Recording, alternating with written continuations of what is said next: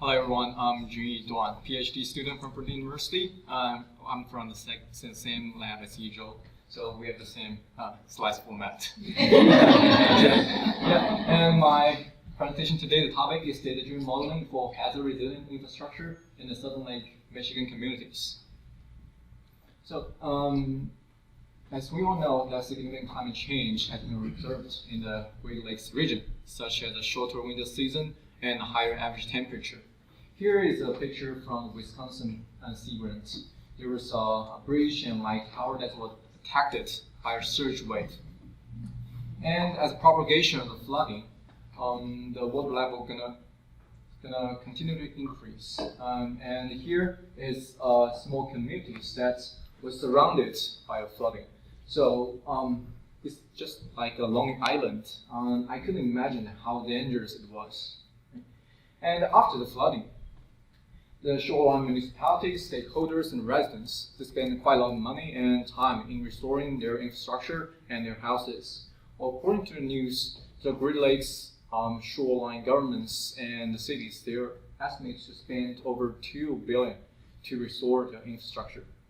So what we want to do is to use the computational fluid dynamics to simulate the flooding and the finite analysis to simulate the behavior of the infrastructure, then apply the risk analysis, then combine these three parts into a fluid structure interaction model to get our final computational toolbox to help the stakeholders at the Great Lakes region to help them to predict the flood impacts. And here is our preliminary results. The left one is our computational fluid dynamics results. We can see from the left one is how the flood waves flows and how does it impact on the bridge pier.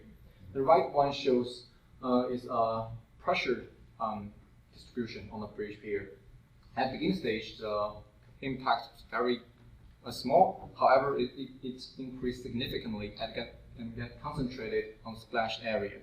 Then we conducted a parametric study to have a quite large amount of data and then input into the finite analysis.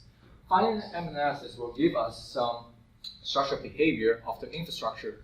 And we can see here from right to left, the blue area is increasing, and also we can find this red area. The red area is what we need to pay attention to, where is the tensile concentration, which is quite dangerous for the concrete.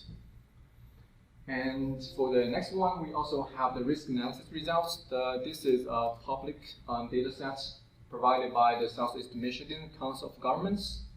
The right one are our numerical validation.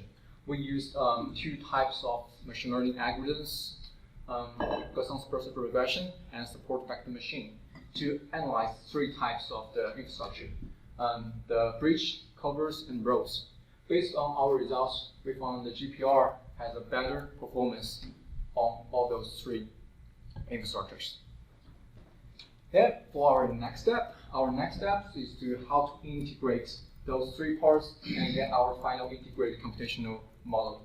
What we plan to do is use the generative adversarial network, which contains two neural networks. One is generator and discriminator.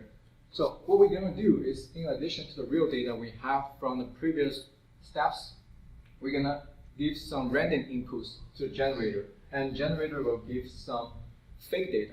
So the fake data will be provided to the discriminator, and discriminator will evaluate against the real data. Then through this iterative training, the generator will give more realistic data, and the discriminator will be more proficient in distinguishing real data and fake data.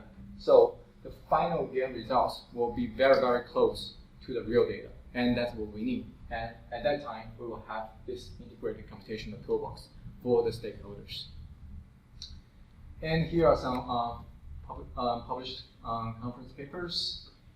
And at the final, I also want to express the fund support from ISG, and especially Ms. Karen and Ms. Angie for your support, for your help as always.